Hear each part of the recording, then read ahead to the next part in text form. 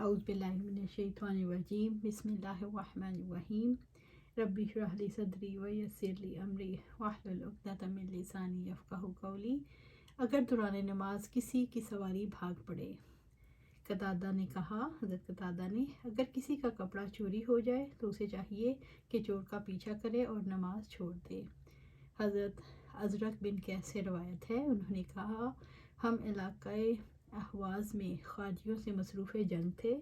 میں نہر کے کنارے پر کھڑا تھا۔ میں نے دیکھا کہ ایک آدمی اپنی سواری کی لگام ہاتھ میں تھامے نماز پڑھ رہا ہے۔ اسی اثنا میں اس کی سواری شوخی کرنے لگی تو وہ بھی اس کے پیچھے ہو لیا۔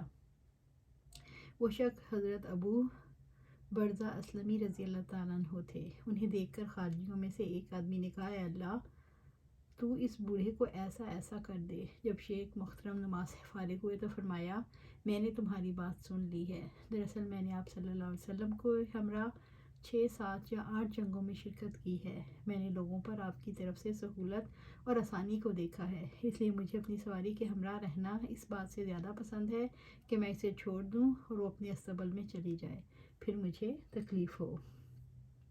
اس سے معلوم ہوتا ہے انہوں نے اپنی نماز جاری رکھی تھی، وگرنہ وہ الٹے پاؤں واپس آنے کا تکلف نہ کرتے۔ اس واقعے سے ان لوگوں کی تردید ہوتی ہے جو اس سلسلے میں سختی کرتے ہیں اور کہتے ہیں ایسے حالات میں جانور کو چھوڑ دینا چاہیے لیکن اپنی نماز کو قطع نہ کیا جائے۔ اس سے فقہا نے یہ مسئلہ اخذ کیا ہے، اگر کسی کو اپنے مال و اسباب کے تلف ہونے کا اندیشہ ہو تو نماز قطع کرنا جائز ہے۔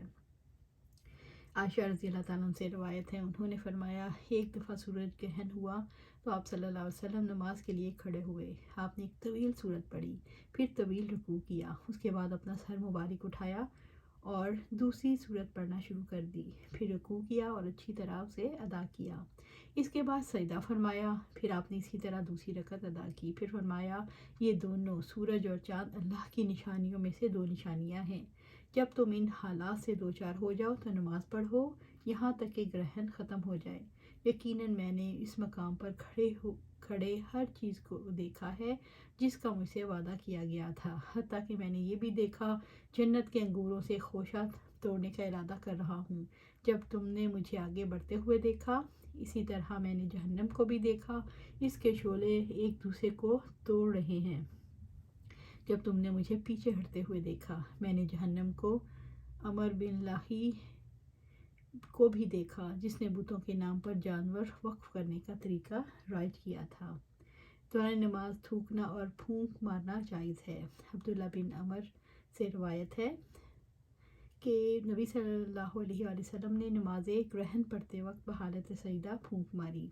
عبداللہ بن عمر رضی اللہ تعالیٰ عنہ سے روایت ہے کہ مسجد صلی اللہ علیہ وآلہ وسلم نے قبلہ مسجد میں بلغم لگا ہوا دیکھا تو اہل مسجد پر سخت ناراض ہوئے اور فرمایا، اللہ تعالیٰ تمہارے سامنے ہوتا ہے، جب تم میں سے کوئی نماز میں ہو، لہٰذا تم اپنے سامنے ہرگز نہ تھوکو، یا فرمایا بلغم نہ پھینکو۔ پھر اپنے منبر سے نیچے تشریف لائے اور اپنے دست مبارک سے اسے کھرچ دیا۔ عبداللہ بن عمر رضی اللہ تعالیٰ عنہ نے کہا، تم میں سے جب کوئی تھوکے تو اپنی بائیں جانب تھوک لے۔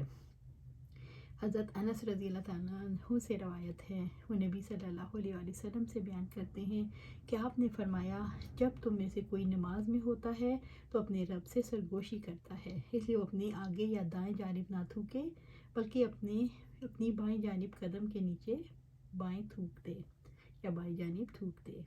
اگر کوئی مرد جہالت کی وجہ سے دوران نماز تالی بجا دے تو اس کی نماز فاسد نہیں ہوگی۔ اس کے متعلق حضرت سہل بن سعد رضی اللہ تعالیٰ عنہ سے مروی حدیث ہے جسے وہ نبی صلی اللہ علیہ وسلم سے بیان کرتے ہیں۔ جب نمازی کو دوران نماز آگے بڑھنے یا انصار کرنے کے متعلق کہا جائے وہ انصار کر لے تو کوئی مضائقہ نہیں۔ سہل بن سعد رضی اللہ تعالیٰ عنہ سے روایت ہے، انہوں نے فرمایا، لوگ نبی صلی اللہ علیہ وسلم کے ہمراہ نماز پڑھتے تھے جبکہ وہ اپنی چادروں کو ان سے چھوٹا ہونے کی وجہ سے اپنی گردن پر باندھے ہوتے۔ ان حالات میں عورتوں سے کہا جاتا تو اپنے سر سجدے سے مت اٹھاؤ یہاں تک کہ مرد سیدھے ہو کر بیٹھ جائیں۔ دوران نماز سلام کا جواب زبان سے نہیں دینا چاہیے۔ عبداللہ بن مسعود رضی اللہ تعالیٰ عنہ سے روایت ہے، انہوں نے فرمایا، نبی صلی اللہ علیہ وسلم کو سلام کرتا جب آپ نماز میں ہوتے تھے اور آپ سلام کا جواب دیتے تھے۔ جب ہم حبشہ سے واپس لوٹے تو میں نے آپ کو دوران نماز سلام کیا تو آپ نے مجھے اس کا جواب نہ دیا اور فراغت کے بعد فرمایا نماز میں مشغولیت ہوتی ہے۔ حضرت جابر بن عبداللہ رضی اللہ تعالیٰ عنہ سے روایت ہے، انہوں نے فرمایا آپ صلی اللہ علیہ وسلم نے مجھے اپنے کسی کام کے لیے بھیجا، چنانچہ میں گیا اور وہ کام کر کے نبی صلی اللہ علیہ وآلہ وسلم کی خدمت میں حاضر ہوا۔ میں نے آپ کو دوران نماز میں سلام کیا مگر آپ نے مجھے اس کا جواب نہ دیا، جس سے میرا دل اتنا رنجیدہ ہوا کہ اللہ ہی بہتر جانتا ہے۔ میں نے اپنے دل میں کہا شاید آپ صلی اللہ علیہ وسلم مجھ سے اس لیے ناراض ہیں کہ میں دیر سے لوٹا ہوں۔ چنانچہ میں نے پھر سلام کیا تو آپ نے اس دفعہ بھی جواب نہ دیا۔ اب تو میرے دل میں پہلے سے بھی زیادہ رنج ہوا۔ میں نے پھر سلام کیا تو آپ نے سلام کا جواب دیا اور فرمایا چونکہ میں نماز پڑھ رہا تھا اس لیے تجھے سلام کا جواب نہ دے سکا۔ حضرت جابر رضی اللہ تعالیٰ عنہ کہتے ہیں اس وقت آپ سواری پر تھے جس کا رخ قبلے کی طرف نہیں تھا۔ امام بخاری رحمۃ اللہ علیہ اس عنوان اور حدیث سے مقصود یہ ہے کہ دوران نماز میں جب نمازی کو سلام کیا جائے تو اس کا جواب زبان سے نہ دے۔ آپ کا قطعاً یہ مقصود نہیں کہ نمازی کو دوران نماز میں سلام کہنا مکروہ اور جواب دینا غیر مشروع ہے، کیونکہ دیگر احادیث سے دوران نماز ہاتھ کے اشارے سے سلام کا جواب دینا ثابت ہے۔ چنانچہ ابن عمر رضی اللہ تعالیٰ عنہ سے مروی ہے، آپ نے فرمایا میں نے حضرت بلال رضی اللہ تعالیٰ عنہ سے پوچھا کہ لوگ جب آپ صلی اللہ علیہ وسلم کو دوران نماز میں سلام کرتے تو آپ انہیں کیسے جواب دیتے تھے؟ تو انہوں نے کہا اس طرح کرتے اور انہوں نے اپنا ہاتھ پھیلا دیا، یعنی ہاتھ کے اشارے سے جواب دیتے۔